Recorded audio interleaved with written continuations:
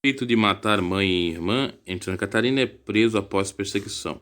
Homem de 31 anos foi localizado na Grande Florianópolis na madrugada desta sexta-feira. Duplo feminicídio ocorreu na casa da família em Lages. Aí tá a foto, mãe e irmã, o bicho deu fim. Na madrugada desta sexta, dia 1º, um homem de 31 anos foi preso suspeito de ter matado a mãe e a irmã a facadas na noite de quarta-feira, dia 30, em Lages, na Serra Catarinense. Após o crime, Patrick Luiz de Ávila Bachin fugiu e foi localizado por volta das 2h50 em Palhoça, na Grande Florianópolis, que fica a mais de 200 quilômetros do município onde ocorreu o crime. Segundo a polícia, ele foi preso em flagrante após constante e massiva perseguição pelas forças de segurança.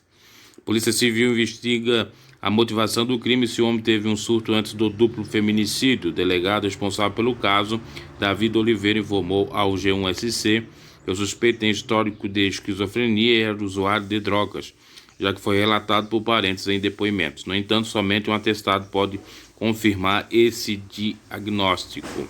É coisa terrível. O crime: as mortes ocorreram na casa em que a mãe, filho e filha moravam no bairro Universitário. As vítimas tinham 62 anos e 36. O suspeito teria saído do local com o carro da família. Pouco depois do crime não foi visto mais.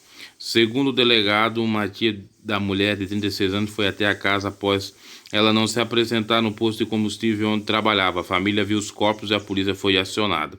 O Instituto Médico Legal recolheu os corpos e o Instituto Geral de Perícias fez uma análise no local. A arma usada e que motivou os crimes não foram divulgadas pela Polícia Civil. Mas um crime bárbaro próximo aí da virada de ano, dia 30 de dezembro, muito lamentável.